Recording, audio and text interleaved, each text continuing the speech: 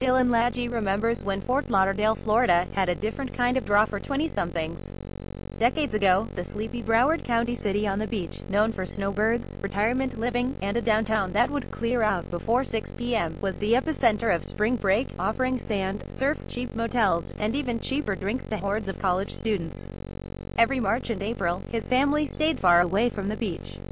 Today's Fort Lauderdale exerts a different kind of magnetism for millennials, especially those from Miami. The city's compact, riverside downtown has long been an afterthought on the way to the beach. Now, it's the main attraction. Apartment complexes and condo conversions have attracted thousands of new renters, and scores of additional projects are on their way.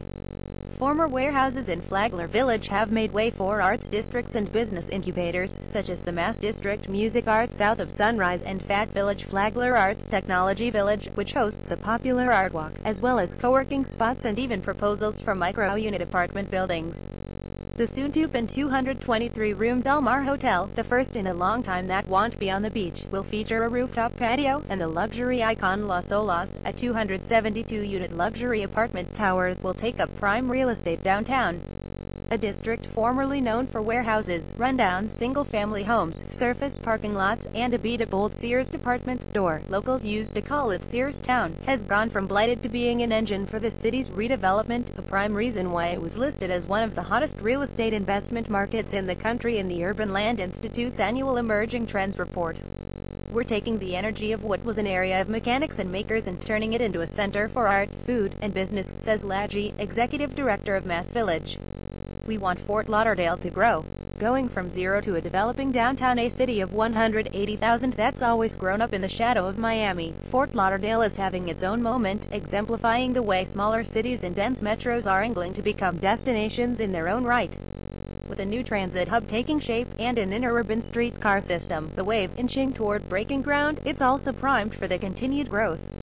Flagler is the epicenter of the walkable downtown the city is trying to create, says Sean Williams, who runs URBNPLANR, a Facebook group that chronicles the city's development boom.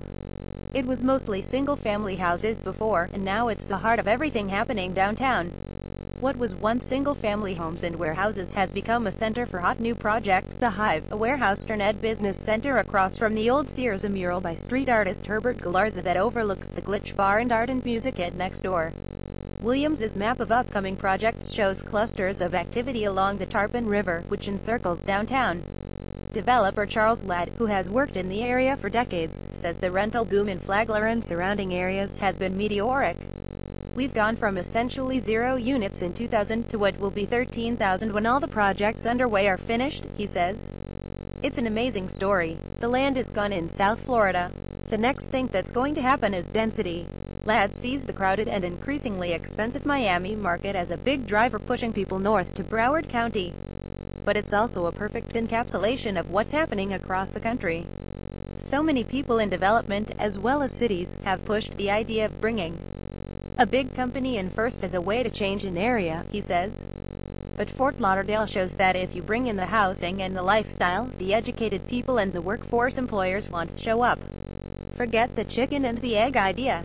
This is the egg benefiting from shifts in South Florida. Fort Lauderdale had already made moves to shed its reputation as the country's spring break capital decades ago, with a crusade to drive out college students, including fines and tougher enforcement, that has ultimately made way for more expensive coastal real estate. A Four Seasons and the new Paramount residences don't exactly pull in drunken revelers.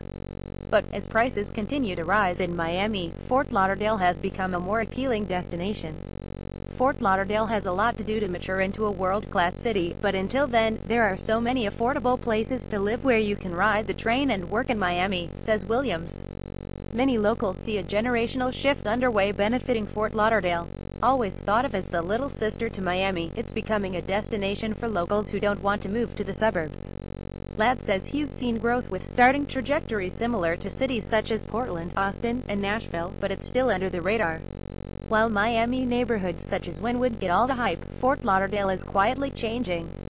Fort Lauderdale has quietly been happening for quite a while, says Jamie Sturgis, a local developer and founder of Native Realty. Lauderdale has a lot of culture now, and we're seeing a lot of people move here from Miami. Sturgis' portfolio, Flagler Uptown, with a brewery and art gallery, and the Hive, which boasts a retro arcade bar and yoga studio, scream upward millennial market. but the city's also been matching lifestyle development with new companies. General Provision, a tech hub and co-working space, hosts workers from tech mainstays. The region's startup scene is growing, and the much-hyped augmented reality company Magic Leap is based in a nearby suburb. This wasn't what many who saw the city's downtown in the 70s or 80s would have expected. Jenny Morahone, who works for the Public-Private Downtown Development Association (DDA), says back then, it was sort of a leftover area, with vacant buildings and no streetlights. It wasn't until a few pioneering developers in the 90s and 2000s, such as Alan Hooper and Tim Petrillo, and then projects like Fat Village, arrived that change started accelerating. From seniors and snowbirds to the Mandarin, Fort Lauderdale isn't the only city in South Florida benefiting from sky-high Miami prices and demographics shifts. Further north, Boca Raton is also in the midst of a downtown revival. A historically high-rent beachfront city for the wealthy, the city's centerpiece Boca Resort was a pastel-colored vacation destination for decades. It's been pegged as a home for seniors and snowbirds, a characterization fueled by its choice as the home for Jerry Seinfeld's fictional parents. But that's fast becoming an outdated stereotype. A series of smaller, multi-level, multi-family developments over the last few years has led to Via Misner, a $398 million project that represents a crescendo of activity for the city's downtown. A massive development that will include a new Mandarin Oriental hotel and retail when finished in 2020. The project will put an exclamation point on downtown's redevelopment. Its rental component, a 366-unit rental apartment building, opened earlier this year, and may soon be joined by another proposed project, the 350-unit Camino Square. Albert Piazza, senior vice president at Penn Florida Companies, the project developer, says he's seen the demographic and developmental shift over the last decade or so. Dozens of new restaurants have come downtown, the number of rental units is shooting up, and nearby Florida Atlantic University, with its 30,000 students, plans to expand and shed its commuter school reputation.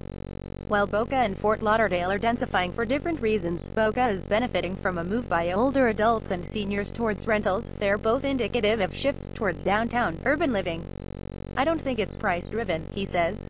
Rental rates in downtown Boca are rivaling those in Miami now. It's convenience-driven and lifestyle-driven.